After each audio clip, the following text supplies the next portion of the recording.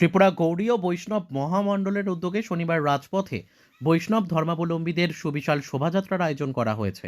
এদিন শোভাযাত্রাটি Khudiram Basu English medium স্কুলের মাঠ থেকে শুরু হয়ে শহরের বিভিন্ন পথ পরিক্রমা করে পুনরায় স্কুল মাঠে গিয়ে শেষ হয়েছে। মূলত ত্রিপুরা গৌড়ীয় বৈষ্ণব মণ্ডলের 25 বছর পূর্তি উপলক্ষে এই শোভাযাত্রার আয়োজন করা হয়েছিল।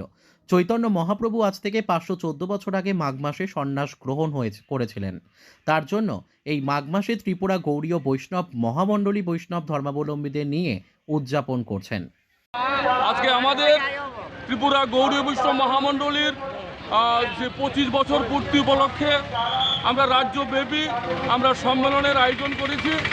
অর্থাৎ সেই সম্মেলনের উদ্দেশ্য হলো আমাদের চৈতন্য মহাপ্রভু যে সন্ন্যাস নিয়েছিলেন আজ থেকে 514 বছর আগে, সেই মাঘ মাসটাকে আমরা উদযাপন তিথি ধরে আমরা এই 2024-এর প্রথম 12ই জানুয়ারি থেকে রক্তদানের মধ্য দিয়ে বৈষ্ণবরাও যে রক্তদান আমরা করতে পারি, সমাজের দায়বদ্ধতা আমাদের আছে।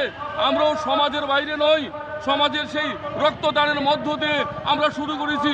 এই সারা বছর 2024 আমাদের বিভিন্ন কর্মসূচি চলবে এবং আজকে আমাদের নীরব গীতি সেখানে লাগানো আছে। আমরা মুখে বলবো না, আমাদের ভাষা নেই, আমরা শুধু আজ চৈতন্য মহাপ্রভুর সেই প্রবর্তিত হরিনাম সংকীর্তনের মধ্য দিয়ে আমরা রাজপথে আসবো এবং যারা প্রশাসন আছেন, যারা আমাদের মহামান্য আছেন, তাদের কাছে করজোড়ে শুধু অনুরোধ থাকবে, আমাদের চাওয়া পাওয়ার জন্য আমরা আজ অসহায়, দয়া করে আমাদের চাওয়া পাওয়া পূর্ণ হোক, এটি আমাদের শুধু প্রার্থনা। সেই চৈতন্য মহাপ্রভুর প্রেম ধর্মের দ্বারা অহিংসা দাবানল থেকে, প্রতিহিংসার দাবানল থেকে মুক্ত হয়ে ত্রিপুরার সমস্ত সাধু বৈষ্ণব আমরা এক জায়গায় আনার জন্য।